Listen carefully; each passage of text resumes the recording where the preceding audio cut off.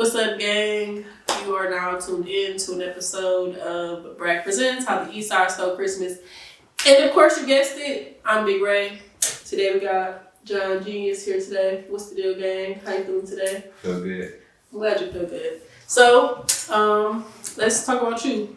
So this year, you feel me, Corner Store Goods reaches 5-year anniversary. Hence my 5-year anniversary t-shirt. We did? Damn, I didn't even. That's why you did that? That is why I did that. All right, that's nice. Good brain. Research. Love it here. You did it. You know, so y'all did 5 years today. So with this being the 5-year anniversary, I want to talk about how y'all even got started in streetwear. So I just started designing on my laptop, and I'm just like, we need to put some shit together. I felt like it wasn't shit in Detroit. I mean, it's excuse me, it's always been shit in Detroit. Like it's a bunch of respectfully, it's a bunch of brands. But I just felt like I wanted something that represented Detroit without having to say it. You feel me? Respectfully. So everybody that was in Corner Store Goods, were all of you guys friends prior? Homies. Okay. We go way back. So like you guys basically came together and came up with the idea for CSG, or did somebody? I wrote it down. Type shit. I wrote it down in my notebook one day, and I felt inspired, and I brought it to the homies. And when you had the idea, that everybody kind of just like already aligned themselves in the roles that they're in now? I would say so. Yeah, I would say we all kind of just naturally found where we were supposed to go. We all had different visions of what we wanted to do personally, and I feel like I help bring us all together, and we make it happen together. Okay, JonGenius the glue. I respect it. So with you like doing business with friends, I want you to talk about like how you navigate like disagreements in business, like with friends. Like how does that go? Have you guys ever had like any disagreements in which? Absolutely, all the time. Personally, I've been hard to work with as a creative because I feel like the creative vision always has to be put first, and then it's the business side too. You feel me? And that's completely different things. And sometimes they clash, but I gotta go with what everybody feels makes sense. You feel me? And that's how we do that. Okay. So when can we expect the next drop? So we supposed to. I should have had my hands on new merch this week, but due to COVID-19, like everything's been delayed. So factories, the printing process, the printer I work with, like everything is delayed. So hopefully next week, and then I have it. So soon. Soon. Yeah, soon. So outside of this year being the 5-year anniversary of CSG, it's been like a pretty record year for you individually as well, which you like working on some pretty major artwork or whatever. Right. So tell us about your experience working with like a major artist like Big Sean, and exactly what role did you play in his album work? So the role I play is I was the graphic designer for the project, right? Okay. So the only thing I'm credited as a graphic designer. Let me say that the other person did like the font, but anything else that was pretty much graphic design based, I worked in. Basically, his creative director, I kind of tapped in with him a couple times. I sent him my portfolio. I sent him my portfolio more than one time. So by the second or third time I sent it, I just got an email that was like, it was just like the whole shit, like the briefing on Big Sean shit, and then we just started working on it. I tapped in with his manager, and then we just started working on it. What was your reaction receiving the email like that? Like, I mean, because you had obviously sent it a bunch of times, and then with you being a graphic designer, I would imagine that you check your email pretty frequently. For sure, but it didn't feel real, right? So COVID-19 had, we had just got put on the first quarantine that we did and all that shit, and then that happened, and I'm like, I really felt like it wasn't real. I'm like, this nigga's email, you feel me? And then they started calling me and shit. We jumped on the phone, worked it out, and then I just started working on that shit. We started working on it in like April. And when did his project drop? The project didn't drop till like September. Yeah, I was gonna say like August, September. Yeah, they had me on payroll. They was working me for sure. Stay there. Speaking of being on payroll, like I'm sure you made a pretty penny off of, you feel me, this work. So that being said, do you think that like monetizing something that could have been a passion takes the fun out of it?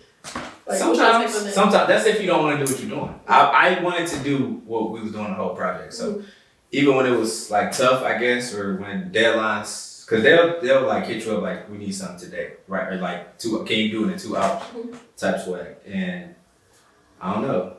I just felt like I was ready to step up to the challenge. I was ready for the opportunity that I was given. So anything they asked me to do, I felt like I was able to do. And you delivered. So congratulations. Thank you. It was great. Like I feel like anybody who's like a fan of your work or like a fan of CSG in general, like always like had like a problem with like, damn. Yeah, I felt accomplished. You feel me? Because like when I started in graphic design, I just bought a MacBook. Tony inspired me. Tony Hooligan and shit. And I saw him in New York. I went to New York and I saw like what he was doing and how he was living. And I always been artistically inclined, but like somewhere along the line, you just fall in the line of college and trying to get a job and shit like that. And then he inspired me. I bought a MacBook and I started learning. So to get the opportunity, it felt like, I don't know. It felt like shit came full circle, you feel me? Mm-hmm. So with you like monetizing your talent at this point, do you still find time to work on like passion projects and things like that? Yeah. Like when I did my collection Surviving System, like I started working on that, or even like the Virgil shirts and the Juneteenth shirt, like all of that was like in between the Big Shine project. So I was working on that, but I still had other ideas I wanted to get out. You feel me? So I wouldn't say I just like to do it. So if I can make money off of it, that's great. But I like to do it because I do it, and I hope people buy the shit. You feel me? So let's talk about infinite storage. I feel like when I have like guests come on, like I pretty much like have a good understanding of like what they do and like the different facets of it. And then like I know you like in real life too. So like I don't think that you feel me. What the hell is infinite storage? Like what's infinite storage is just a concept I came up with to house everything creatively I do. Okay. I would say it's not to the point where I want it to be, but that's the goal, is to like house anything creative that I do. So is JonGenius under the infinite storage umbrella, or is it the opposite? Everything is under JonGenius, I would say that. Okay. Yeah. So infinite storage is under you. Yeah. Okay. Because that's what I was trying to understand. Like I didn't know if like infinite storage was like the like overarching umbrella, or if like I gotta say that I don't mean to cut you off, my bad. I'm just sporadic. Like, and I just you know, like I gotta do something, you feel me? Like it might stick, it might not, you feel me? And the idea for infinite storage is to house everything I do creatively. Okay. And that's the goal, but it's a work in progress, that's what I say. Everything's a work in progress. I work in creative spurts too. Like I actually was just like in a wild, crazy, like creative slump where I wasn't creating at all. And then one day I was just like, I want to start creating again. And then here I am creating this like visual podcast. So guess we're here. So like outside, before we like get into talking about like random shit, right? Is there anything that you feel like you want people to know about you, like as a graphic designer, as an artist, as a creative?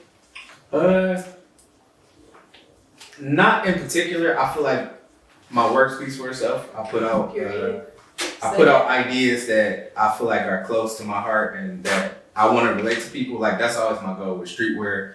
With what I did with the Surviving System collection, what I did with the Juneteenth shirts, the Virgil shirts, is to take a personal message or idea that I have and try to relate it directly to people. So, and I feel like I do that already. So that's what I would say to that. Right, period. So outside of like talking about you, with this being like 12 days of Christmas, of course I wanted to talk about something that's like Christmas thing. Do you think that the Grinch was like really evil? He was never evil. He just he had an idea. You feel me? He did, and that's I think that the way that he felt was actually pretty justified. Like I appreciate the Jim Carrey version because I think it goes like that's the only version that delves into like why he was so fucking mad about Christmas. Like all of the other ones, they hold him so bad. Like they really treated him bad as hell. Like dog already was adopted. You feel me? He just random ass green. Right. I'm green. Like I look like my two random who's. You feel me? Like it's basically like a little black kid getting adopted by some white people, bro. And then he was a minority. And then he was a minority, and he got hold by everybody else. He had a crush on Shorty.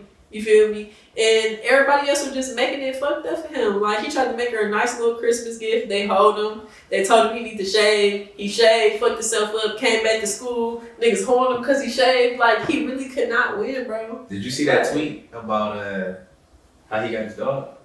No. So, you know, everything he got was from, like, trash. Like, they sent the trash to where he was at. So, they like, how did he get his puppy? They threw the puppy away? Yes. That's insane. No That's wonder fucked Max up. loved him so much. Like, then the only nigga that I was like, was that's sad. Nigga, He had an fucked up. abortion puppy. Like, Yeah, that's fucked up. wow. Yep. So, what's your favorite Christmas movie? Santa Claus. Shut up, Tim Allen. Santa Claus. It's a classic. I don't know. It's a classic. So that means you're a fan of White Santa Claus. Are there any featured films with black Santa Claus? Great point. Moving on. Yes. First off, Santa Claus can never be black. I would never, I don't think a black person would want to be Santa Claus. That's a busy job. What the fuck and is then called? honestly, what like, He like, I don't man, think a black man could come down nobody's chimney for Christmas. Like, if a black man come down your right, chimney, we get into like, a whole nother issue. that's Come on, white man, wake up with his gun. Santa Claus gonna it's get a shot. black man coming in my fireplace? Absolutely not. That's a dangerous job, right? Only a jolly. Correct. Only a white man could be Santa Claus. Right. So, only a big jolly white man. Can honestly, everybody who stop with the black Santa Claus is not realistic. Like, it's no black man coming down your chimney and it's being okay. It really just solved the issue. It can never happen. It's not realistic. So, sorry to, you know what I'm saying, break anybody's hearts. We're not saying that Santa Claus is not real, but what we are saying that Santa Claus is for sure not black. My dad dressed up as Santa Claus one year. It was not convincing. I'm like, this is not what Santa Claus look like. You're clearly my father. My daddy dressed up as Santa Claus one year and it wasn't convincing, but my daddy is also a white man, so I feel like it was more convincing than your pop. Oh, for sure. Like, yeah. For sure. But dog ain't had no white beard, so I was just like, nice try, dude. I'm like, this, Like, I can pull this off. nice try, wasn't sweet enough, should have put some more effort in. Like, you just gonna wear your regular beard, bro? Like, I know they had some white beards at Dollar Tree or something, and you just came regular brown beard. You ever seen like, a picture with Mall Santa? Yeah, I feel like I did, but I don't think I ever had. I for sure took a picture with Moss and my parents were like habitual about That's like, kind of Christmas wild though. pictures. They like go Sit on this random white man lap. Yeah. Weird bag. Like y'all was subjected. See, I'm glad I ain't got a picture with Mall Santa. you making me like. I'm sure it wasn't that. But my kid can't go sit with Mall Santa. You know, my kid for sure not going to sit with Moss and it's not happening. No. Well, this has been an amazing episode of Bragg Presents How the Eastside Stole Christmas. Thank you guys so much for tuning in. I hope you enjoyed the episodes. I hope you enjoyed the rest of the episodes. Make sure you tune in for the finale on Christmas. Cut and print. Beautiful, guys.